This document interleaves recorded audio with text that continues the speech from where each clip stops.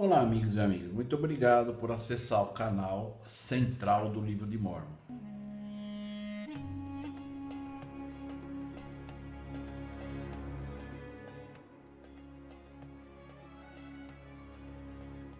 Então, nessa semana nós vamos então começar a estudar os capítulos do Livro de Mórmon.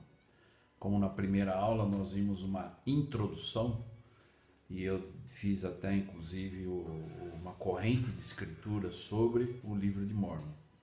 E a partir então dessa semana, cada aula nós vamos estudar um capítulo do Livro de Mórmon. Então hoje nós vamos estudar 1º Nefe, capítulo 1. Então eu gostaria de apenas colocar algumas perguntas aqui para podermos pensar e aprender nesse capítulo. Qual é o idioma das placas, que foram escritas?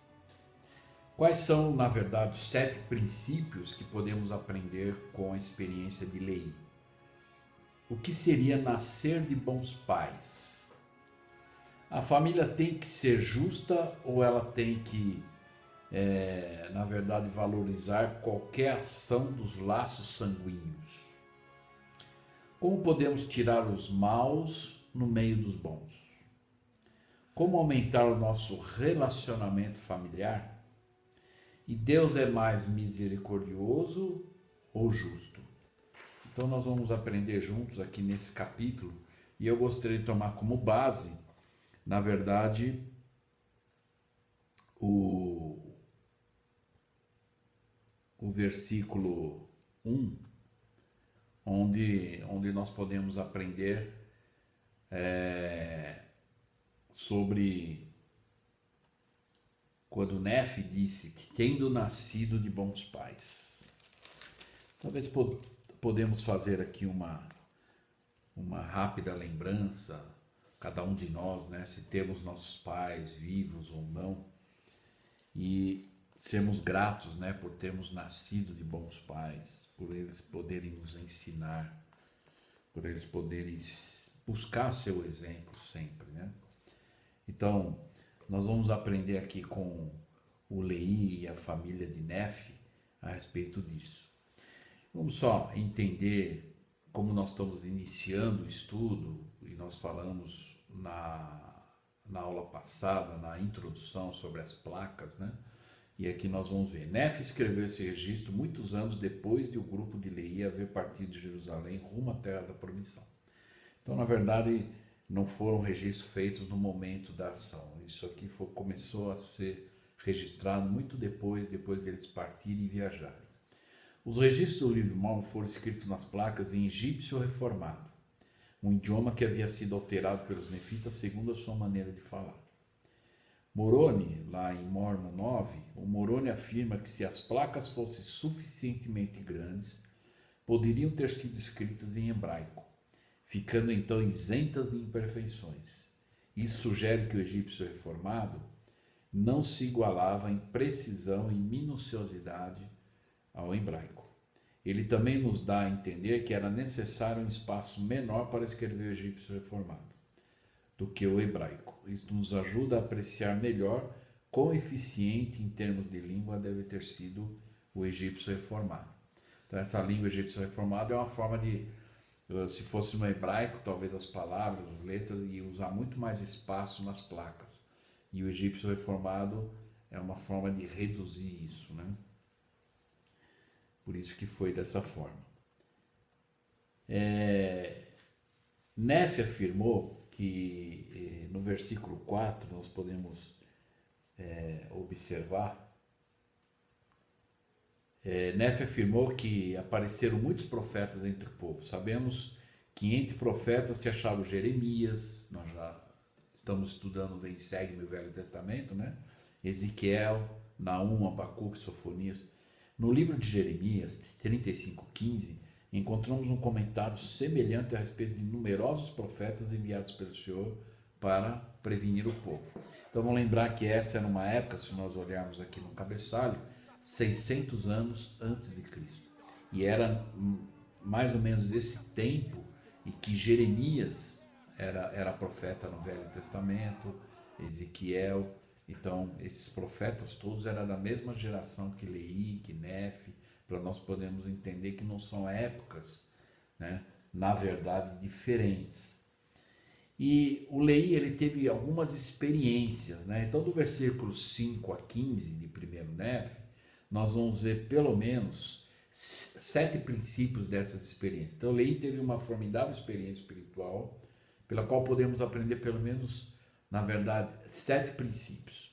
O primeiro princípio que nós podemos aprender é que o Senhor responde às orações fervorosas e sinceras. Lá no versículo 5 nós vemos isso.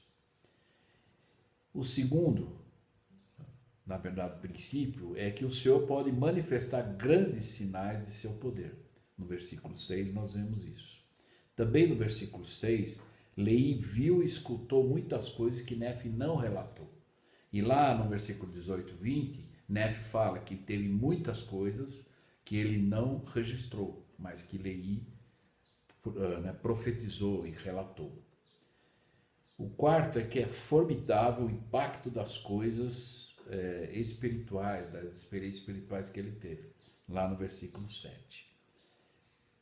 O quinto princípio é que Leí teve uma visão dos céus, na qual viu Deus, o Pai, Jesus Cristo, os 12 apóstolos e multidões de anjos. Do versículo 8 a 10 nós vemos isso. O sexto, a Leí foram mostrados os futuros julgamentos que sobreviriam a Jerusalém. Do versículo 11 a 13 nós vemos isso. A sétima experiência é que Leí foi incrível, fazendo que louvasse a Deus e se regozijasse em seu coração. Do versículo, então, 14 a 15 nós vemos isso. Então, resumindo, depois destas experiências espirituais de Leí, não é de se admirar que Leí reagisse avisando aos judeus, e imediatamente ele partiu de Jerusalém. Então, depois de todas essas experiências, revelações que ele teve, ele correu para avisar o povo: olha, tem que se arrepender, Jerusalém vai ser destruída, né? E aí o Senhor falou para ele sair com a família, e foi o que ele fez. No versículo 18 a 19 nós podemos ver isso.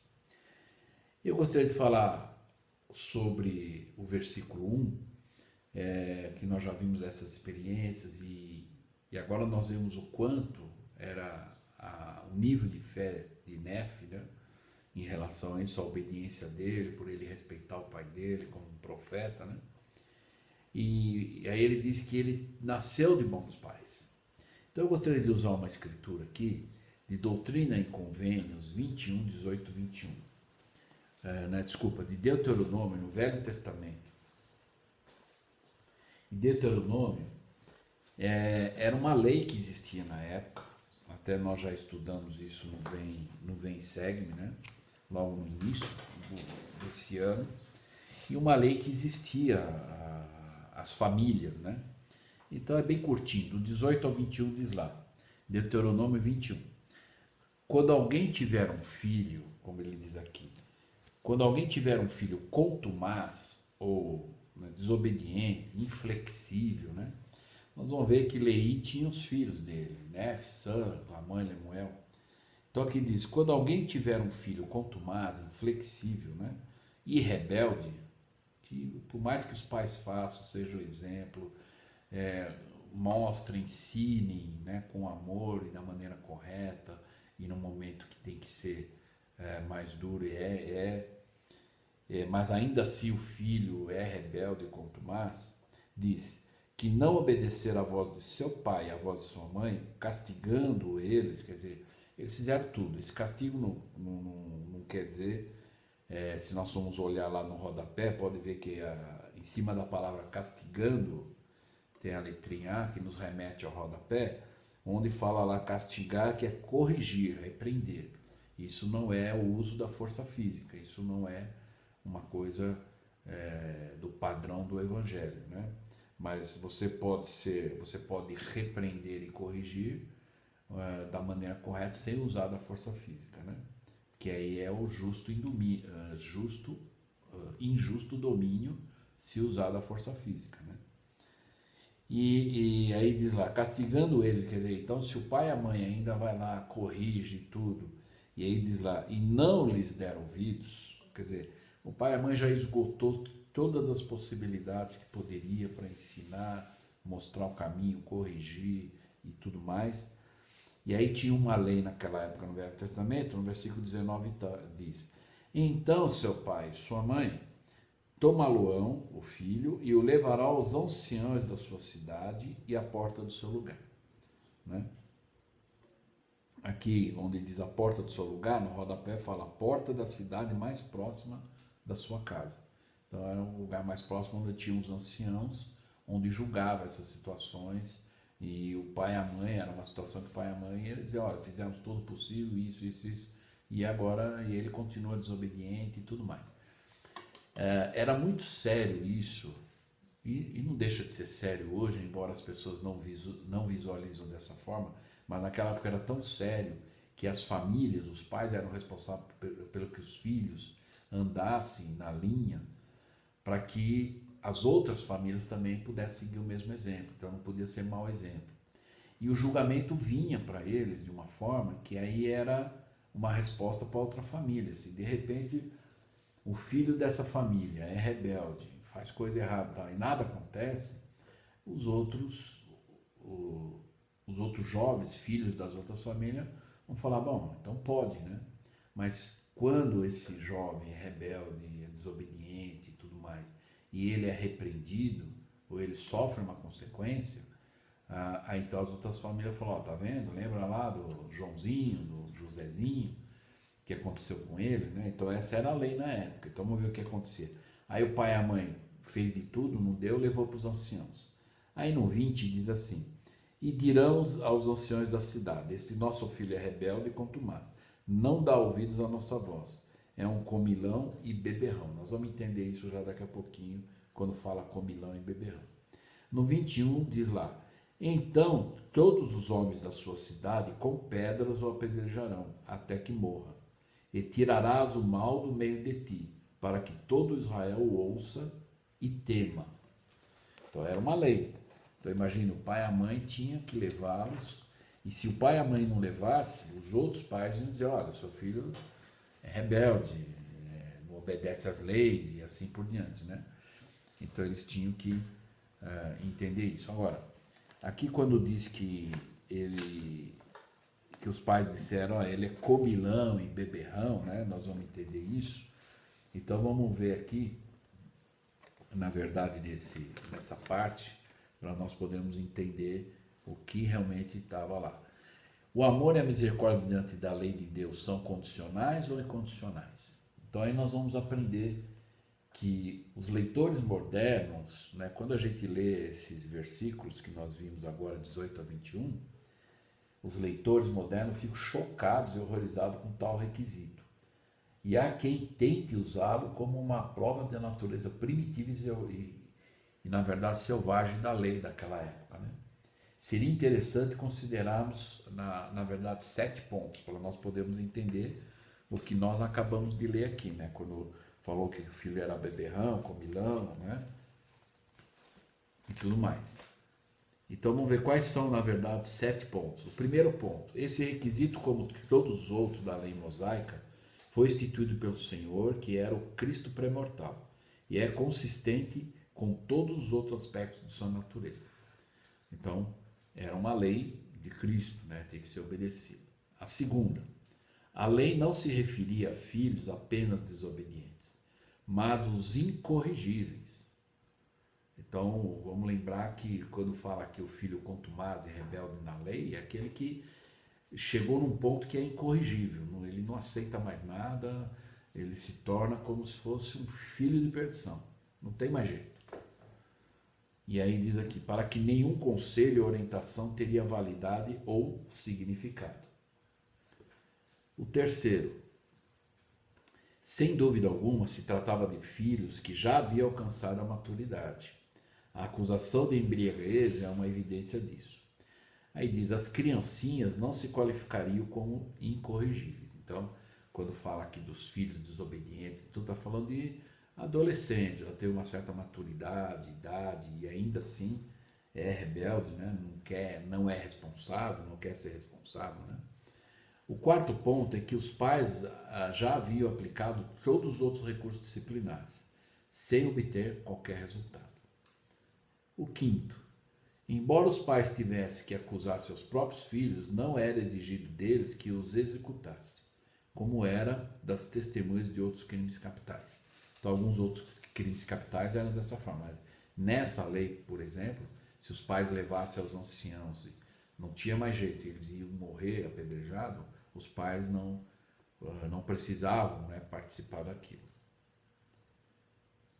No sexto, uma vez que a família é a unidade básica da sociedade e o veículo para se transmitir retidão de geração em geração, o filho que terminantemente rejeitasse a autoridade paterna ameaçava a própria ordem da sociedade. Assim sendo, como idólatra, ele tinha que ser condenado à morte. Então, era a lei. É duro, né? Como diz aqui, né, para alguns leitores modernos, isso é muito radical, muito, né? Mas mantinha, na verdade, o povo unido, uma sociedade tranquila, né? Porque todos iam andar na linha, né? Tinham que andar, era a lei. Embora eles tinham liberdade para escolher. Não é uma coisa de que foi tirada a liberdade. Eles tinham liberdade, só que a lei era dura. A lei acontecia.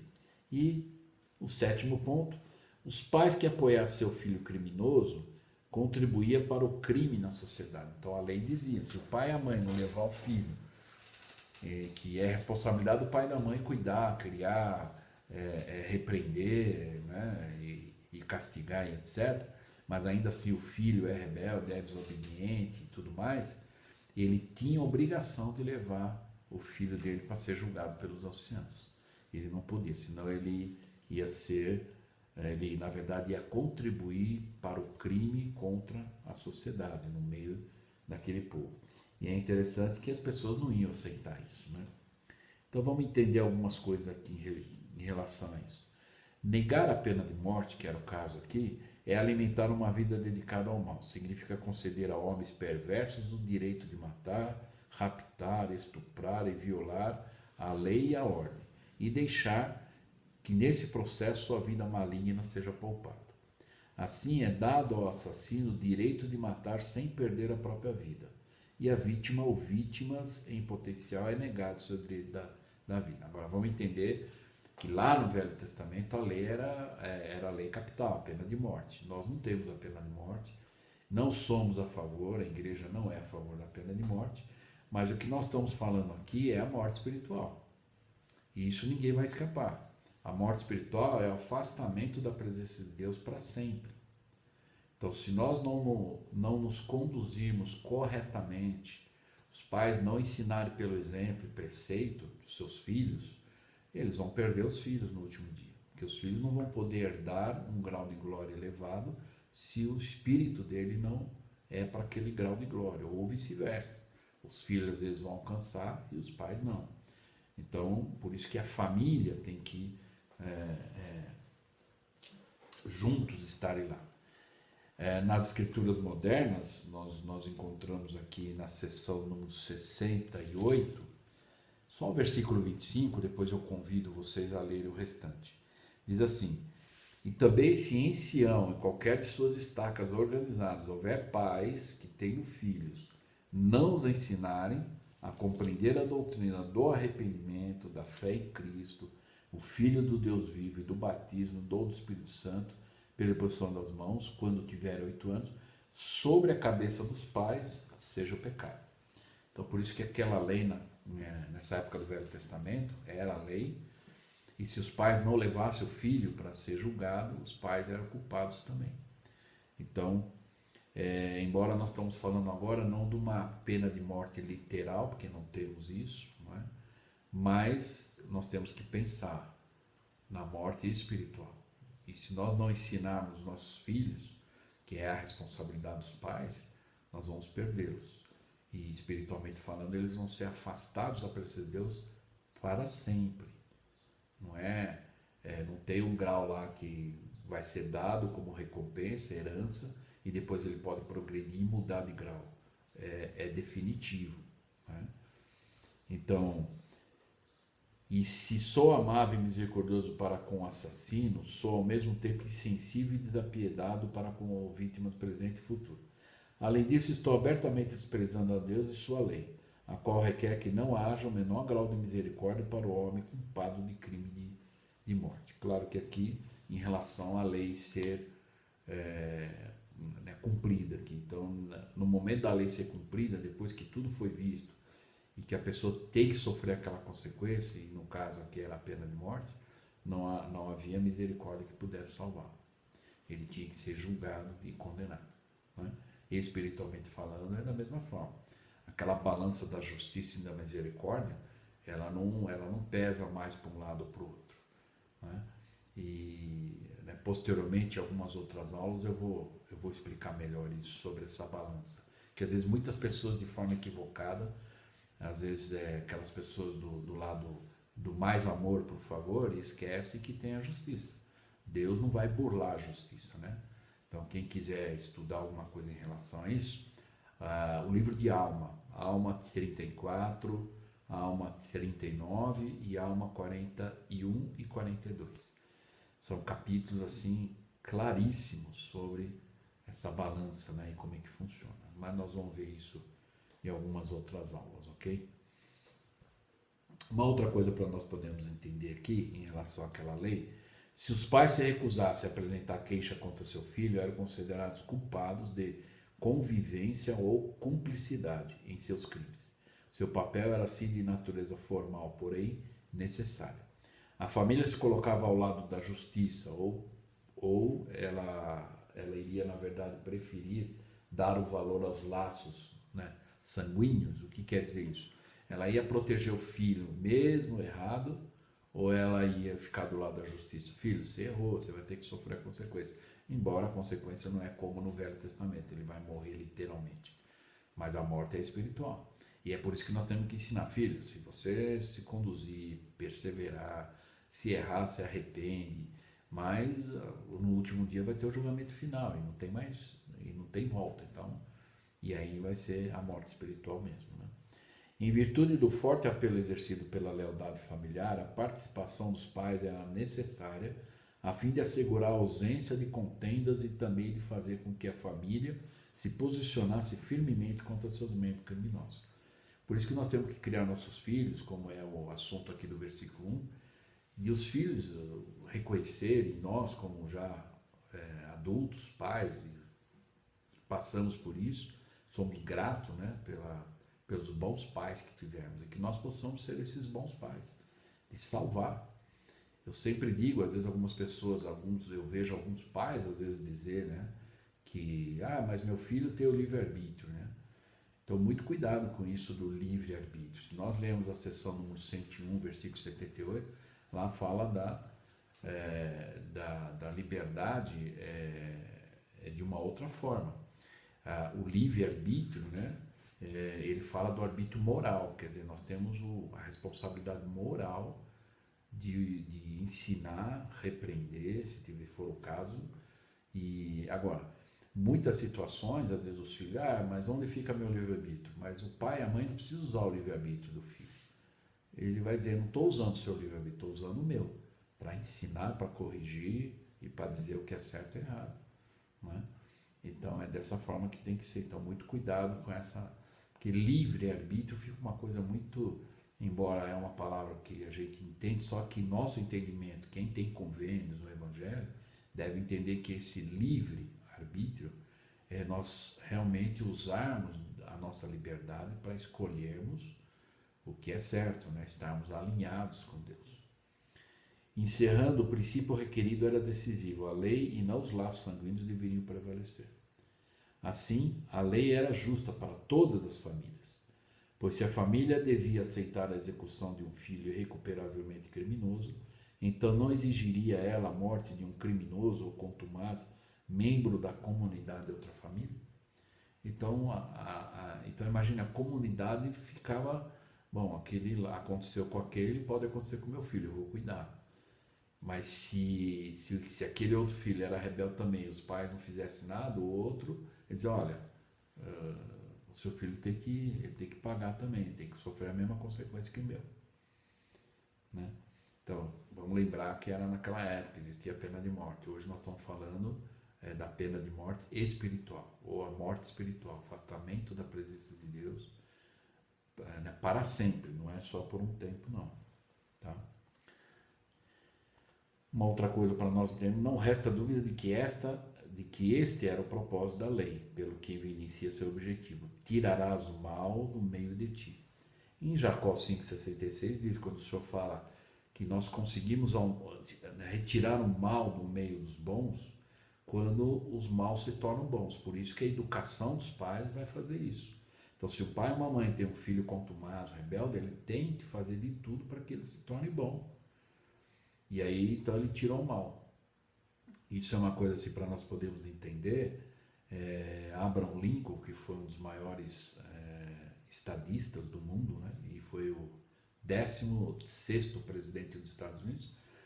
Uma vez ele, como presidente lá dos Estados Unidos, teve um grupo da parte da União que se separou deles, depois eles quiseram voltar. E aí ele falou, ok, vamos voltar, vamos novamente nos unir, né? E aí teve um dos repórteres lá, no momento, que disse, mas presidente, não temos que destruir o nosso inimigo? E o presidente Abraham Lincoln então respondeu, mas eu não estou destruindo o meu inimigo quando eu transformo ele em amigo? Então isso é tirar os maus dos bons, é transformar os maus em bons. Então lá em Jacó, né, 5,66, que fala da alegoria, né, ele explica isso também, sobre a vinha, né, e tudo mais. Para que toda Israel ouça e tema. A finalidade da lei é extirpar inteiramente um elemento criminoso do meio da nação, ou seja, uma classe de criminosos profissionais. A família é negado o privilégio maligno de dizer, ficaremos ao lado do nosso filho criminoso, aconteça o que acontecer.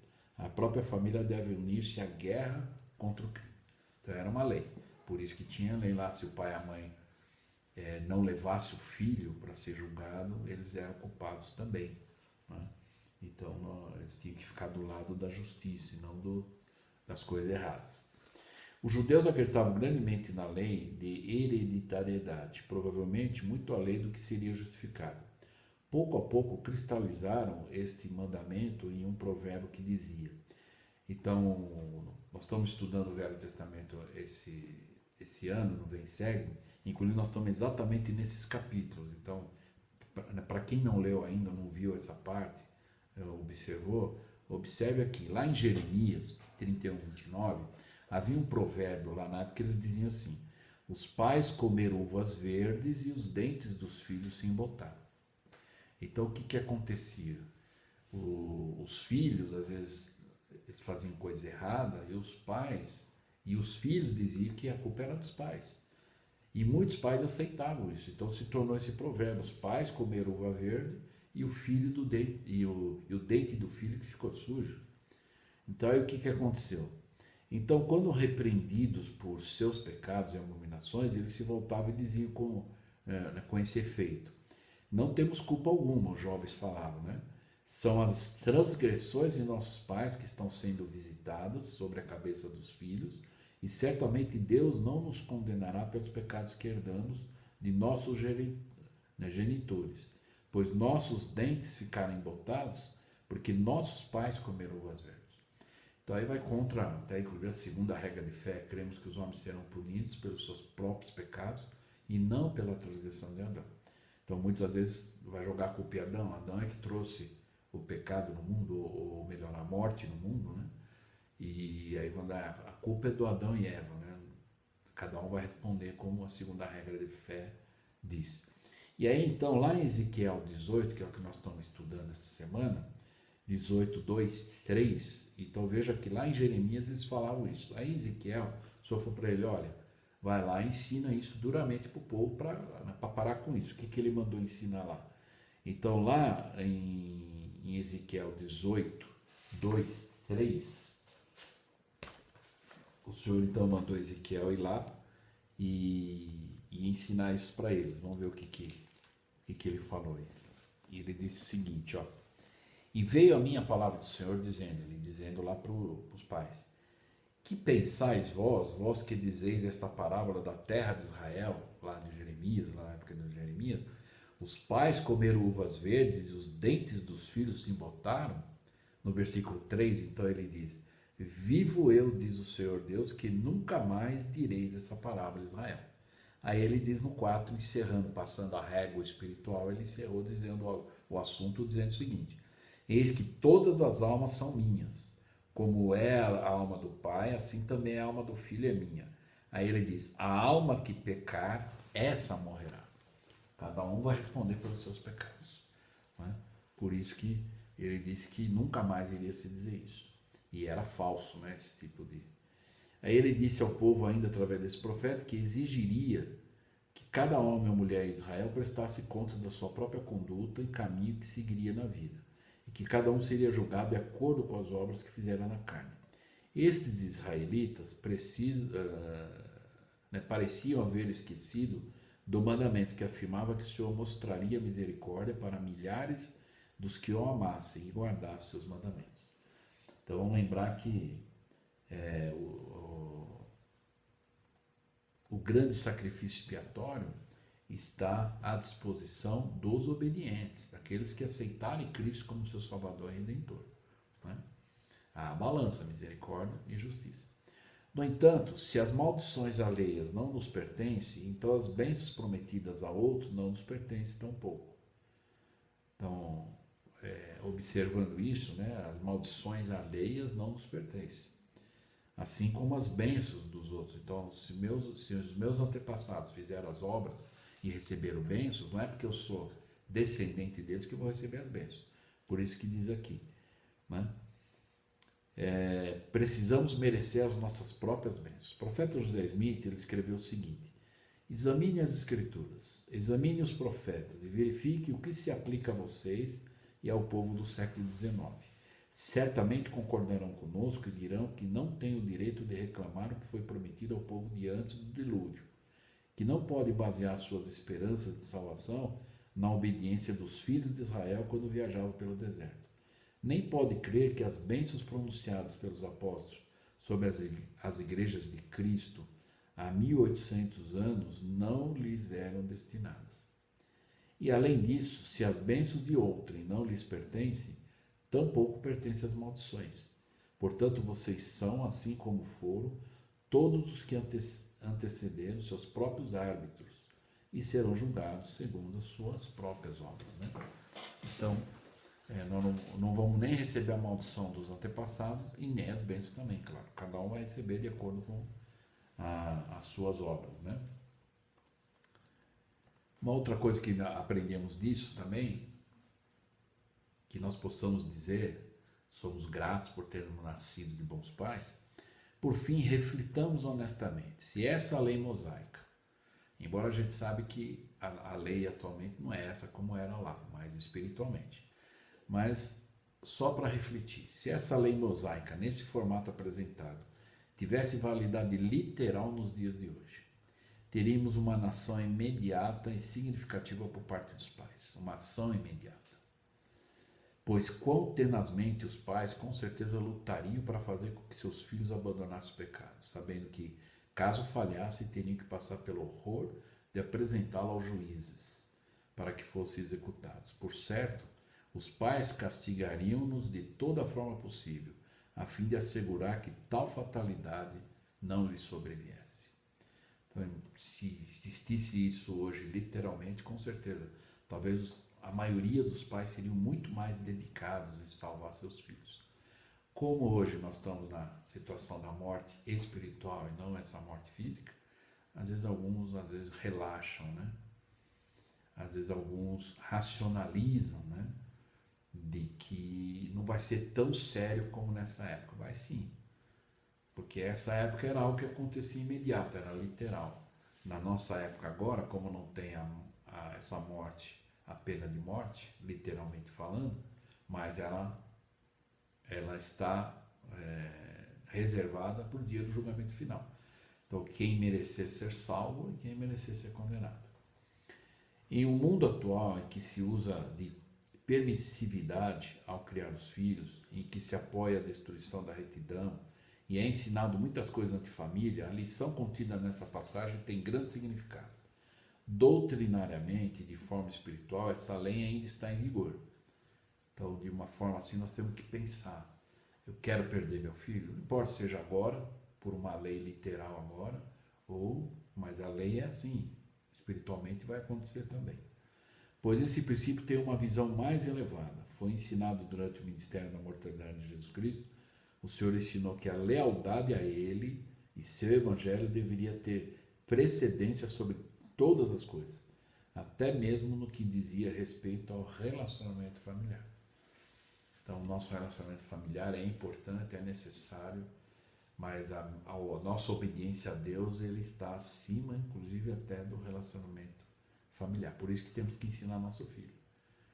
Mas, pai, eu vou ter que ser condenado? Bom, filho, sinto muito, eu ensinei, eu falei, e você não foi obediente. Ou, parabéns, você foi obediente, então é merecedor do julgamento, né?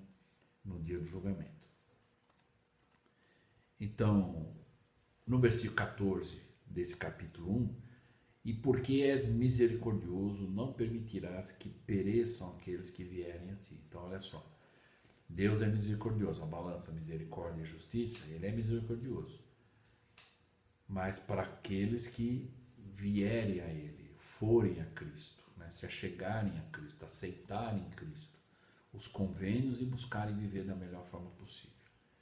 No versículo 20 nós vemos, e eis porém que eu, Nefe, vos mostrarei que as ternas misericórdias do Senhor estão sobre todos aqueles que ele escolheu por causa de sua fé, para torná-los fortes com poder de libertação. Então esse é o nosso consolo, que nós possamos lembrar, somos gratos por termos uma educação, somos gratos pelos bons pais que tivemos, cada um vem de uma cultura, cada um vem de uma época, e às vezes um faz de um jeito, outro faz de outro, mas nós acreditamos que a maioria busca fazer o que é mais apropriado e certo para o bem dos filhos, né? Então aqui, como o Nefe disse, essa é a misericórdia. Cristo, ele está sempre de braços abertos para nos receber, apenas que nós temos que aceitar, nós temos que ir a ele, reconhecer ele como nosso Salvador e Redentor, e aí, como o Nefe falou, e todos aqueles que ele escolheu por causa de sua fé, porque aceitaram ele, né? Para torná-los fortes e no poder da libertação, que nós possamos aceitar isso também. Então, aqui para nós podermos encerrar, eu gostaria então de fazer 4 perguntas para nós podermos encerrar. Esse capítulo 1, que versículos você marcou desse capítulo? Que princípios mais o impressionaram nas palavras de Nefe sobre as ternas misericórdias de Cristo? As ternas misericórdias. Que valor esses princípios têm para você? E a última pergunta é uma reflexão que talvez possamos fazer pessoalmente e em família. Como a sua vida seria diferente se os gravasse profundamente em seu coração e também no coração dos seus filhos? Então, de colocar, olha, imagine se existisse essa lei. Hoje, né, como que nós estaríamos perante essa lei? Eu estou falando da lei do Velho Testamento, né? Literalmente a pena de morte. Embora espiritualmente vai acontecer isso também se não estivermos qualificados e à altura de recebermos a misericórdia sem burlar a justiça, né? Então eu espero que nós possamos ter aprendido, e a próxima aula então vai ser o capítulo 2 de 1º Nefe, né? E nós vamos então aprender um pouco sobre, na verdade, saber por si mesmo, a importância disso, tá bom? Espero que eu possa ter ajudado, contribuído com alguns princípios, né? Vamos lembrar, e vocês vão notar nas aulas que nós vamos fazendo aqui, que é quase, né, difícil a gente abordar todos os versículos do capítulo. Eu aprendi por alguns anos que eu trabalhei no sistema educacional, e o Elder Holland e o Elder Christofferson ensinam no treinamento mundial que na verdade no momento de ensinar um capítulo, alguma coisa, que nós possamos ensinar 1 ou 2 princípios muito bem ensinados, né? Porque os outros princípios que, né, talvez eu não abordei, virão e voltarão em outros capítulos e nós vamos abordar, tá bom? Eu apenas escolhi esses princípios hoje sobre bons pais, sermos bons pais e sermos bons filhos, né?